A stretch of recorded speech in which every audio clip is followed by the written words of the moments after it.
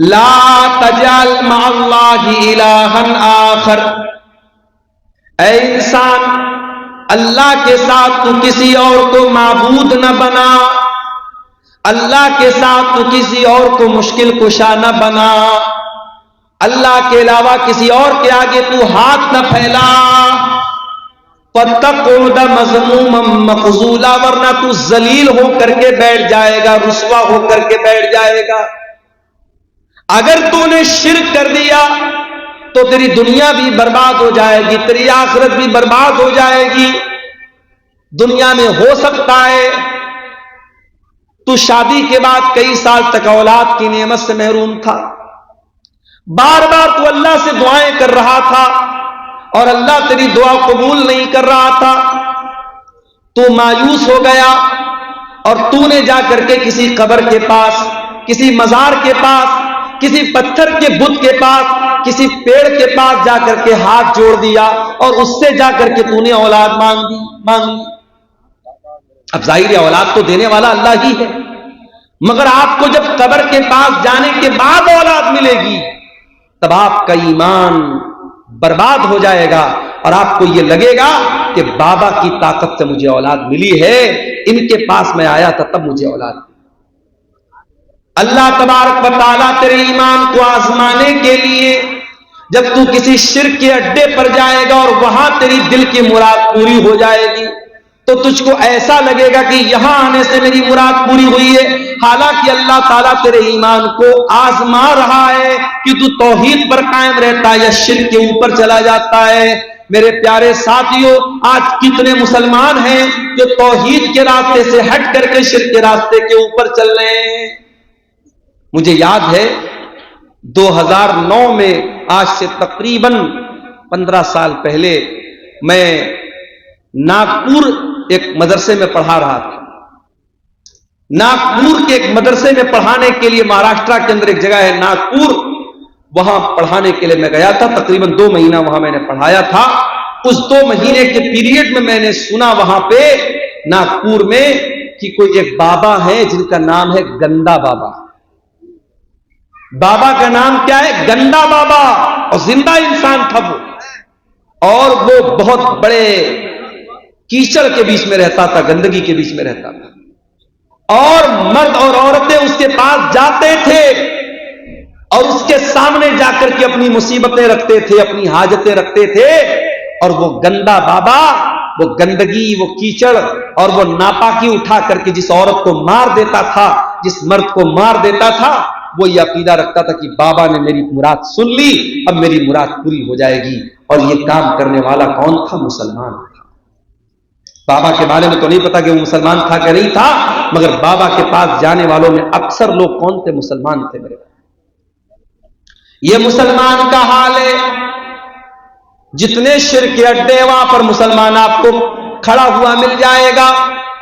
کتنی مسلمان عورتیں آپ کو قبروں پر سجدہ کرتے ہوئے مل جائیں گی، کتنی مسلمان عورتیں پتھر کے بت کے آگے آپ کو ہاتھ جوڑنے والی بھی مل جائیں گی، کرسمس کا تہوار منانے والا مسلمان نوجوان بھی آپ کو مل جائے گا۔ یاد رکھو میرے پیارے ساتھیوں، دنیا کے اندر دولت تو بہت ساری دولتیں ہیں، مگر سب سے بڑی دولت اگر کوئی ہے تو ایمان کی دولت ہے، سب سے بڑی اگر کوئی دولت ہے تو توحید کی دولت ہے۔ دنیا کی ساری دولت کما کر کے کیا کریں گے ہم اگر ہمارے پاس ایمان کی دولت نہیں ہوگی، ہمارے پاس توحید کی دولت نہیں ہوگی۔ کل قیامت کا دن ہوگا، اللہ تعالیٰ پوچھے گا، اے خیرو گنج کے رہنے والے مسلمان، تو بڑا غریب انسان تھا، تو جھوپڑی میں رہتا تھا، تو مہینے کا 5-6 ہزار روپیہ مہینہ کماتا تھا، بڑی مشکل سے تیری دال روٹی چلتی تھی، تو میرے پاس کیا لے کر کے آیا ہے؟ وہ خیرو گنج کا ایک کمزور سا غریب سا مسلمان اللہ کی بارگاہ میں کہے گا، اللہ میں کچھ نہیں لے کے آیا ہوں، میرے پاس دھن نہیں ہے، دولت نہیں ہے، خزانہ نہیں ہے، بلڈنگ نہیں ہے، میں کروڑوں کا مالک نہیں ہوں، لیکن اے اللہ میں توحید لے کر کے آیا ہوں، تیری توحید سے کبھی سمجھوتا نہ کیا، تیرے در کو چھوڑ کے کسی اور کے در کے آگے سر نہ جھکایا۔ اے اللہ مانگا تو تجھ سے مانگا، اے اللہ دعا کی تو تجھ سے کی، اے اللہ بھروسہ کیا تو تیرے اوپر کیا، اے اللہ میں توحید لے کر کے آیا ہوں، میں ایمان لے کر کے آیا ہوں۔ اور وہ غریب مسلمان، وہ گاؤں دیہات کا رہنے والا غریب مسلمان جس کے پاس کچھ نہیں تھا، کمزور سے مکان میں رہتا تھا، توحید لے کے اللہ کیا جائے گا، اللہ اس کو جنت میں داخل کرے گا۔ اور وہی وہ آدمی جو ممبئی کے اور دلی کے اور کلکتہ کے بڑے کروڑوں اور اربوں کے محل میں رہتا تھا، وہ انسان اللہ کے پاس آئے گا اور کہے گا اے اللہ بہت پیسے والا ہوں، بہت دولت ہے میرے پاس، بہت بڑا بنگلہ ہے میرا۔ اللہ پوچھے گا تیرے پاس ایمان ہے کیا، تیرے پاس توحید ہے کیا، تو کیا ایک اللہ کو مانتا تھا، کیا تو ایک اللہ پر ایمان رکھتا تھا؟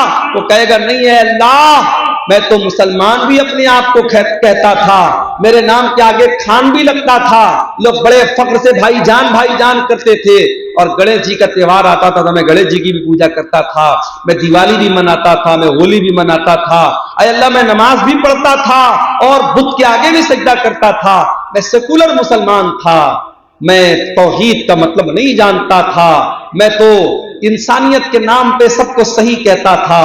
وہ انسان جو دنیا میں سب کو صحیح کہتا ہے اور اللہ کے آگے بھی سر جھکاتا ہے اور پتھر کے بت کی بھی عبادت کرتا ہے، یاد رکھو میرے پیارے ساتھیوں، اللہ قرآن میں کہتا ہے ان الذین کفروا وماتوا وهم کفار فلن يقبل من احدهم ملء الارض ذهبا۔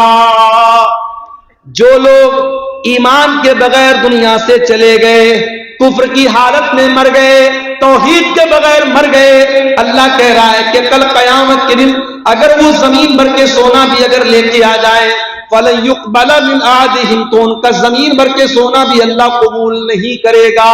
سب کچھ ہے تیرے پاس، اگر توحید نہیں ہے اللہ تعالیٰ تیرا زمین بھر کے سونا بھی قبول نہیں کرے۔ حضرت عائشہ اللہ کے نبی سے سوال کرتی ہیں، اے اللہ کے نبی، عبداللہ بن جدعان بڑا نیک آدمی تھا، بڑا غریبوں کی مدد کرتا تھا، دان کرتا تھا، خیرات کرتا تھا، غریبوں کی یتیموں کی مدد کرتا تھا، اے اللہ کے نبی کیا عبداللہ بن جدعان جنت میں جائے گا؟ کیا اس کی نیکیاں اس کے کام آئیں گی؟ اللہ کے نبی نے فرمایا کہ نہیں ہے عائشہ، عبداللہ بن جدعان کو اس کی نیکیاں کام نہیں دے گی۔ کیوں؟ کیونکہ وہ اللہ کی توحید پر ایمان نہیں رکھتا تھا۔ اے عائشہ، اس نے کبھی یہ نہ کہا تھا رب اغفر لی خطیئتی یوم الدین، اے اللہ تو قیامت کے دن میری خطاؤں کو معاف کر دینا۔ نہ وہ اللہ کے اوپر ایمان رکھتا تھا، نہ قیامت کے اوپر ایمان رکھتا تھا۔ توحید کی حفاظت کرو میرے بھائی۔ میں آج افسوس کے ساتھ یہ بات کہنا چاہتا ہوں کہ اب ہماری شیرشاہ آبادی برادری میں، ہمارے اہل حدیثوں میں بھی اب بہت سارے ایسے کام ہونے لگے ہیں جو توحید کے خلاف۔ میں دیکھتا ہوں، اسی فیلڈ میں رہتا ہوں، جب پروگراموں میں آتا ہوں میں دیکھتا ہوں اب اہل حدیثوں کے گھروں میں بھی بچوں کے گلے میں کالے کالے دھاگے اور تعویذ نظر آنے لگے ہیں۔ جن گھروں میں عورتیں جاہل ہیں، جن گھروں میں عورتوں کو توحید کے بارے میں نہیں معلوم، ان گھروں میں بچوں کو تعویذ بھی پہنایا جا رہا ہے، ان کو نظر کا ٹیکا بھی لگایا جا رہا ہے، ان کے ہاتھوں میں گنڈا بھی باندھا جا رہا ہے۔ میرے پیارے ساتھیوں، کبھی یہ مت سوچنا کہ ہم اہل حدیث ہیں، ہمارا عقیدہ تو پتھر کی لکیر ہے، ہمارا عقیدہ کبھی خراب نہیں ہو سکتا۔ اگر آپ نے اپنے بچوں اور اپنی فیملی کے عقیدے پر دھیان نہ دیا تو یاد رکھو میرے پیارے ساتھیوں، ہمارے اور آپ کے گھر میں بھی شرک آ سکتا ہے۔ اگر ابراہیم علیہ السلام جیسا پیغمبر اللہ سے دعا کرتا ہے کہ اے اللہ میری اولاد کو تو شرک سے بچانا، اے اللہ وجنوبنی وبنی ان نعبد الاصنام، مجھے اور میری اولاد کو بت پرستی سے بچانا، شرک سے بچانا، اگر ابراہیم جیسے پیغمبر کو یہ ڈر ہے تو ہمیں اور آپ کو اپنے بچوں کے بارے میں زیادہ ڈرنا چاہیے اور ہمیں اپنے بچوں کی اور اپنی توحید کی فکر کرنا چاہیے۔ اللہ نے پہلی نصیحت کی لا تجعل مع اللہ الہا آخر، اللہ کے ساتھ کسی کو شریک مت کر۔ دوسری نصیحت وَقَضَىٰ رَبُّكَ أَلَّا تَعْبُدُوا إِلَّا إِيَّاهُ، تمہارے رب کا یہ حکم ہے کہ عبادت کرو تو اسی کی کرو، توحید پر قائم رہو۔ پہلا بھی حکم توحید کا، دوسرا بھی حکم توحید کا۔ پھر تیسرا حکم دیا وَبِالْوَالِدَيْنِ إِحْسَانًا، اور تیسرا حکم یہ ہے کہ اپنے والدین کے ساتھ، اپنے ماتا پتا کے ساتھ تم اچھا سلوک کرتے رہنا۔ جس ماں نے 9 مہینے تم کو پیٹ میں رکھا ہے، جس باپ نے انگلی پکڑ کے چلنا سکھایا ہے، جس ماں نے اپنے خون جگر کو دودھ کی شکل میں تجھ کو پلایا ہے، جس باپ نے تیرے آرام کی خاطر اپنے آرام کو قربان کیا ہے، اس ماں کے ساتھ، اس باپ کے ساتھ ہمیشہ اچھا سلوک کرنا، ان کو تکلیف نہ دینا۔ کبھی پیٹ میں گیس ہو جاتی ہے نا، انسان بے چین ہو جاتا ہے۔ کبھی ڈاکٹر کے یہاں جاؤ تو سب سے زیادہ آپ کو گیس کے پیشنٹ ملیں گے۔ بڑے بڑے ہاسپٹلوں میں چلے جاؤ تو سب سے زیادہ بھیڑ کہاں رہے گی؟ پیٹ کے ڈاکٹر کے پاس رہے گی، گیسٹرولوجسٹ کے پاس رہے گی۔ پیٹ کے اندر ذرا سی گیس ہو جائے، انسان ڈاکٹروں کے پاس بھاگتا ہے۔ اگر 1 گھنٹہ آپ کے پیٹ میں کوئی چیز رہ جائے، آپ بے چین ہو جائیں گے۔ میرے پیارے ساتھیوں، جس پیٹ میں 1 گھنٹہ تک آپ کچھ ہواؤں کو اپنے پیٹ میں رہنے نہیں دیتے، تھوڑی سی گیس پیٹ میں بن جائے تو جینا حرام ہو جاتا ہے۔ اسی پیٹ میں ایک عورت 9 مہینے تک اپنے بچے کو رکھتی ہے۔ ذرا کیلکولیٹر لے جا کر کے چیک کر لینا کہ 9 مہینے میں کتنے گھنٹے اور کتنے منٹ آتے ہیں۔ 1 گھنٹہ آپ اپنے پیٹ میں کوئی ایکسٹرا بوجھ نہیں رکھ سکتے۔